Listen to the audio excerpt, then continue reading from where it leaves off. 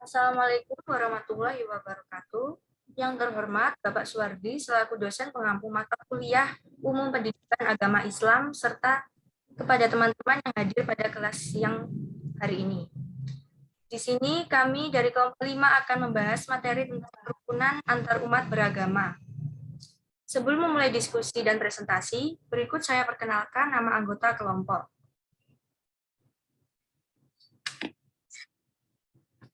Yang pertama ada Himami Ailia dengan airan NIM 4051. Kemudian ada Puspita Khairiyah dengan airan NIM 4130. Kemudian ada Nabila Fatin Damayanti dengan airan NIM 4199. Kemudian ada Salsabila Ainurifda dengan airan NIM 4201. Kemudian ada saya sendiri, Melvia Maradanti, dengan airan NIM 4208 selaku moderator. Kemudian ada Arinda Kusuma Dewi dengan airan NIM 4211. Kemudian ada Arizal Alif Zain dengan airan NIM 2135. Untuk materi yang pertama akan dijelaskan oleh Arinda. Waktu dan tempat saya persilahkan. Baik, terima kasih kepada moderator atas kesempatannya. Di sini saya akan menjelaskan materi tentang pengertian kerukunan antar umat beragama. Kerukunan berasal dari kata ruku, yaitu dari bahasa Arab yang artinya tiang atau tiang-tiang yang menopang rumah, penopang yang memberi kedamaian dan kesejahteraan kepada penghuninya secara luas, serta bermakna adanya suasana persaudaraan dan kebersamaan antar semua orang, walaupun mereka berbeda secara suku, agama, ras, dan golongan. Kerukunan juga memiliki makna lain, yaitu suatu proses untuk menjadi rukun karena sebelumnya ada ketidakrukunan, serta kemampuan dan kemauan untuk hidup berdampingan dan bersama dengan damai serta ketentraman. Kemudian langkah-langkah untuk mencapai kerukunan dapat dilakukan, yaitu memerlukan proses waktu serta dialog, saling terbuka satu sama lain, menerima dan menghargai sesama. Sehingga kerukunan umat beragama dapat disimpulkan yaitu suatu hubungan sesama umat beragama yang dilandasi dengan toleransi, saling pengertian, saling menghormati, saling menghargai dalam kesetaraan pengamalan ajaran agamanya, dan kerjasama dalam kehidupan masyarakat dan bernegara. Next. Selanjutnya yaitu materi tentang kerukunan antar umat beragama dalam Islam. Kerukunan antar umat beragama juga merupakan salah satu anjuran yang terdapat dalam ajaran agama Islam. Dalam ajaran agama Islam, setiap orang memiliki kedudukan yang sama dalam kehidupan bermasyarakat, meskipun memeluk agama yang berbeda. Ajaran Islam sesungguhnya sangat menghargai terhadap adanya perbedaan agama dalam masyarakat dan menyerukan adanya kerukunan antar umat beragama. Namun, sikap toleransi beragama ini tidak ada berkaitan dengan inti dari ajaran agama. Hal ini bisa dilihat dari sejarah yang pernah terjadi antara Nabi Muhammad SAW dengan salah seorang pemuka kaum Quraisy. Nabi Muhammad SAW suatu hari pernah dibujuk secara halus oleh para pemuka kaum Quraisy agar kaum muslim menyembah Tuhan para kaum Quraisy dalam waktu sehari. Begitu pula sebaliknya, seluruh kaum Quraisy akan menyembah Allah Subhanahu wa taala seperti umat Islam yang menyembah Tuhan kaum Quraisy dalam waktu sehari. Next. Maka saat itulah Allah Subhanahu wa taala menurunkan wahyu berupa surat Al-Kafirun. Nabi Muhammad SAW lalu membacakan isi surat tersebut di hadapan para pemuka kaum Quraisy. Berikut adalah isi dari surat Al-Kafirun dan terjemahan yang dibacakan oleh Nabi Muhammad SAW. A'udzu billahi minasyaitonir rajim. Bismillahirrahmanirrahim. Qul ya ayyuhal kafirun la a'budu ma ta'budun wa la antum 'abiduna ma a'bud wa la ana 'abidum ma 'abadtum wala antum abiduna ma a'bud lakum dinukum waliyadin. Yang artinya, hai orang-orang kafir, aku tidak akan menyembah apa yang kamu sembah, dan kamu bukan penyembah Tuhan yang aku sembah, dan aku tidak pernah menyembah apa yang kamu sembah, dan kamu tidak pernah pula menjadi penyembah Tuhan yang aku sembah. Untukmu agamamu, dan untukkulah agamaku. Sekian pemaparan materi dari saya. Selanjutnya saya kembalikan ke moderator. Baik, untuk materi selanjutnya akan dijelaskan oleh Alif. Waktu dan tempat saya persilahkan. Baik, terima kasih moderator. Di sini saya akan menjelaskan tentang kerukunan antar agama dapat diwujudkan dengan hal berikut. Yang pertama, yaitu saling tenggang rasa atau memikirkan perasaan satu sama lain. Saling menghargai toleransi antar umat beragama. Sebagai contoh, saat ada acara ogoh-ogoh di Banyuwangi itu ada keranda lewat ya. Nah, terus ogoh-ogohnya itu berhenti sejenak untuk memberi jalan untuk keranda itu supaya lewat.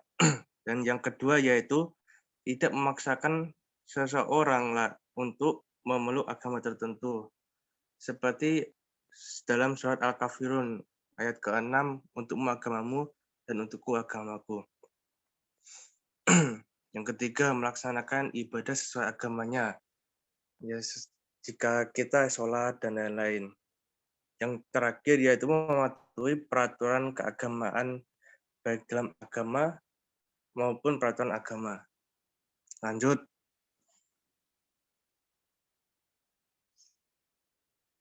Manfaat kerukunan antar umat beragama. Yang sudah jelas ya, manfaat kerukunan antar umat beragama itu pasti baik semua bagi kita semua. Yang pertama, terciptanya suasana yang damai dalam bermasyarakat, toleransi antar umat beragama meningkat, menciptakan rasa aman bagi agama-agama minoritas dalam melaksanakan ibadahnya masing-masing, dan minimalisir bahkan menghilangkan konflik yang terjadi yang mengatasnamakan agama. Sekian, terima kasih. Selanjutnya dilanjutkan oleh Vida. Saya kembalikan ke moderator. Baik, untuk materi selanjutnya akan dijelaskan oleh Salsabila. Waktu dan tempat saya persilahkan. Baik, terima kasih. Selanjutnya materi faktor-faktor penyebab timbulnya masalah dalam kerukunan antar umat beragama. Yang pertama yaitu sikap prasangka stereotip etnik dan dijiwai oleh suasana persaingan yang tajam. Dan selanjutnya adalah penyiaran agama yang ditunjukkan kepada kelompok yang sudah menganut agama. Dan yang terakhir, penyendirian rumah beribadah, pendirian rumah ibadah kelompok minoritas di tengah kelompok mayoritas juga dapat mengganggu hubungan antar umat beragama. Keyakinan yang bersifat mutlak ini menimbulkan penolakan yang bersifat mutlak pula terhadap kebenaran agama lain yang diyakini oleh pemiliknya sebagai kebenaran mutlak. Baik, terima kasih, kembali ke moderator. Baik, untuk materi selanjutnya akan dijelaskan oleh saya sendiri. Hambatan-hambatan dalam mencapai kerukunan antar umat beragama. 1. Rendahnya sikap toleransi. Menurut Dr. Ali Masrur MAG, salah satu masalah dalam komunikasi antar agama sekarang ini, khususnya di Indonesia, adalah timbul rendahnya sikap toleransi. Sikap ini muncul sebagai akibat dari pola perjumpaan tak langsung antar agama, khususnya menyangkut persoalan teologi yang sensitif. Sehingga kalangan umat beragama merasa enggan mendiskusikan masalah-masalah keimanan. Masing-masing agama mengakui kebenaran agama lain, tetapi kemudian membiarkan satu sama lain berpindah dengan cara yang memuaskan masing-masing pihak. Yang terjadi hanyalah perjumpaan tak langsung, bukan perjumpaan sesungguhnya, sehingga dapat menimbulkan sikap kecurigaan di antara beberapa pihak yang berbeda agama. Maka akan timbullah yang dinamakan konflik. Yang kedua ada sikap fanatisme. Di kalangan Islam, pemahaman agama secara eksklusif juga ada dan berkembang.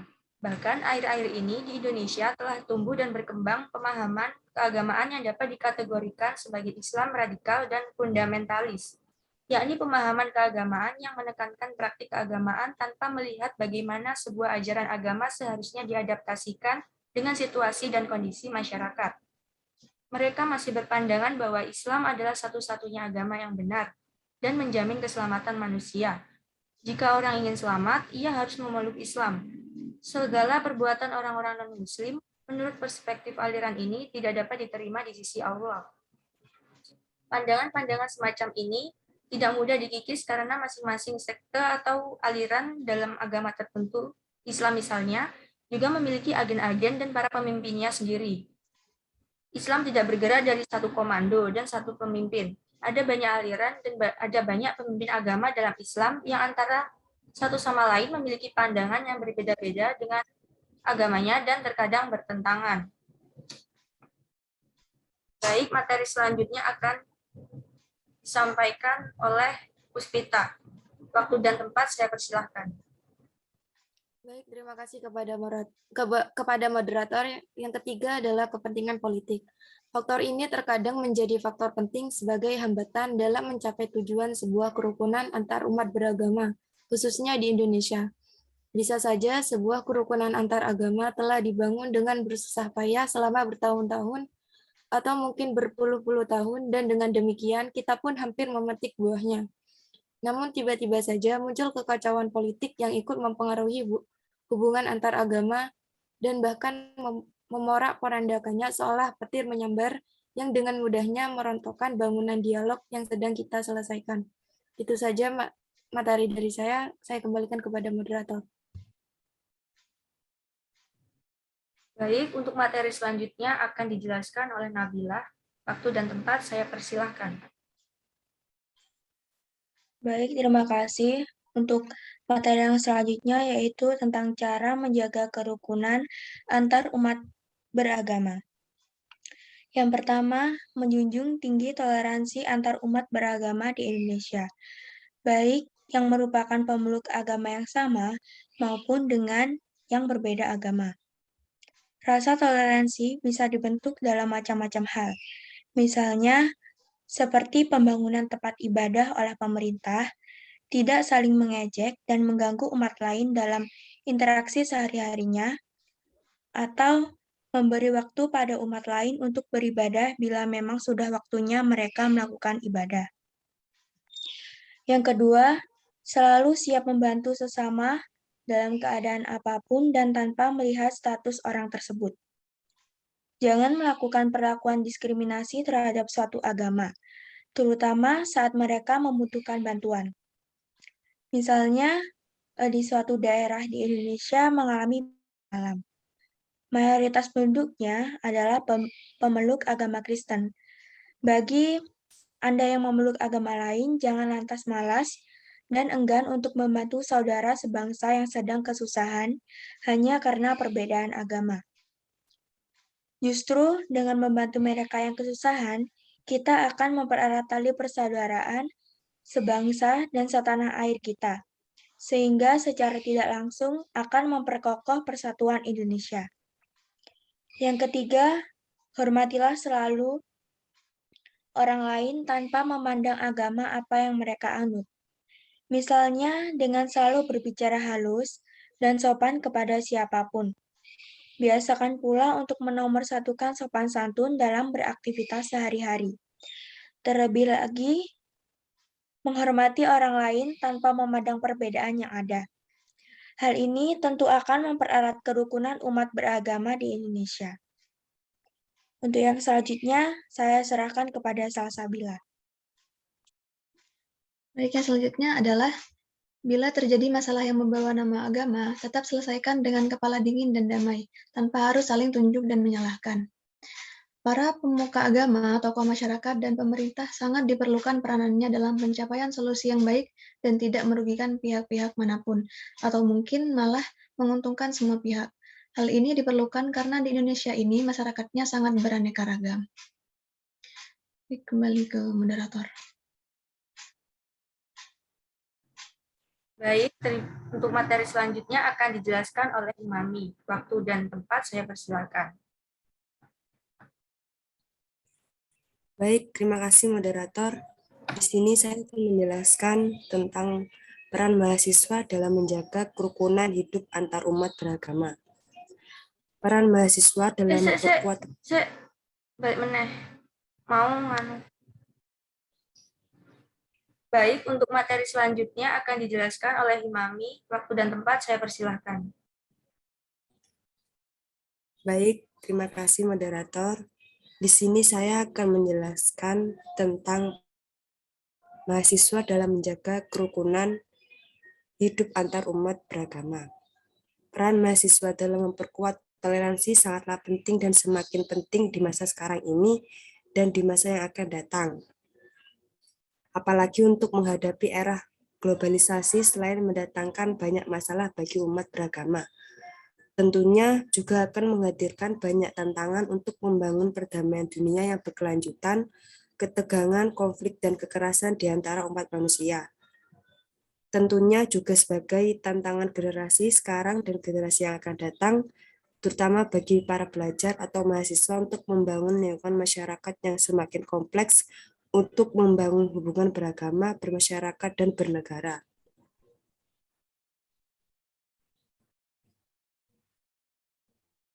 Tugas utama seseorang mahasiswa adalah selain aktif dalam sivitas akademika dan melanjutkan pendidikan tingkat akademisi yang lebih tinggi, mahasiswa juga harus mengaktualisasikan ajaran-ajaran agama tentang toleransi dan perdamaian dalam kehidupan sehari-hari, baik itu saat bergaul dengan posisi sebagai mahasiswa ataupun saat berkumpul di tengah keluarga. Toleransi merupakan sikap terbuka dalam menghadapi perbedaan. Di dalamnya kandung sikap saling menghargai dan menghormati perbedaan atau eksistensi yang ada dari masing-masing pihak. Keanekaragaman tidak diposisikan sebagai ancaman, namun justru peluang untuk saling bersinergi secara positif. Sekian dari saya kembalikan ke moderator.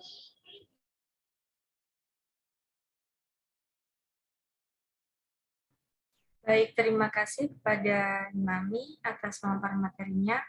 Kemudian sesi tanya jawab akan dilanjutkan di forum diskusi melalui grup WhatsApp. Baik, presentasi dari kelompok 5 saya cukupkan sampai di sini. Kurang lebihnya mohon maaf. Sekian, terima kasih. Wassalamualaikum warahmatullahi wabarakatuh. Waalaikumsalam warahmatullahi wabarakatuh.